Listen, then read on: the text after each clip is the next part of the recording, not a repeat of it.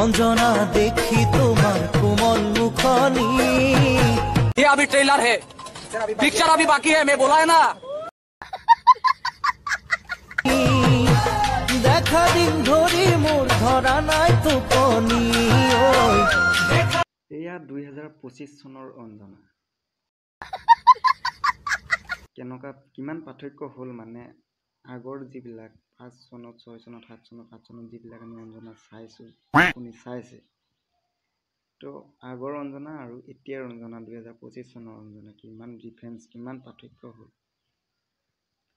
মানে কিহৰ কাৰণে, মানে ভিউজৰ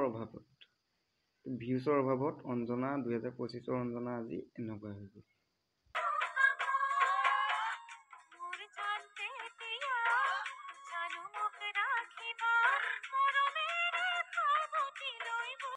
बात तो सही है।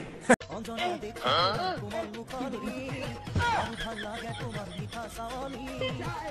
তো কাপোৰ মানুহে পিন্ধে লজ্জা নিবাৰণৰ কাৰণে। এতিয়া লজ্জাক ঢাকি ৰাখিবলৈ মানুহে কাপোৰ পিন্ধে, আৰু ইহঁতি কাপোৰ পিন্ধিছে অংগ উলিয়াই ৰাখিবলৈ। बात तो सही है। আমি কাপোৰ পিন্ধো কেলে? লজ্জাজনক অংগটো ঢাকি ৰাখিবলৈ কাপোৰ পিন্ধো, ষ্টাইলৰ কাৰণে, ফেশ্বনৰ কাৰণে নহয়। ये बड़ी अच्छी बात कही आप।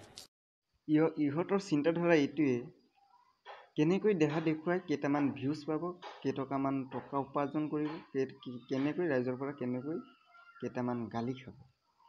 बात तो सही है। আৰুতো একো ভাল কণ্টেণ্ট নাই। দেহাটো দেখুৱাই কেনেকৈ ভিউজ ল'ব লাগে সিহঁতৰ চিন্তা সেইটো। তো ভিডিঅ'টো বৰ বেছি নকওঁ, আপোনালোকে গম পাইছেই চাগে। 2025ৰ অঞ্জনা আৰু আগৰ 5-6 চনৰ অঞ্জনা যিবিলাক আমি VCD টিভিত চাইছোঁ, কিমান পাৰ্থক্য। তো আপোনালোকে অঞ্জনাৰ বিষয়ে কমেণ্টত কিবা এটা কৈ যাব আৰু।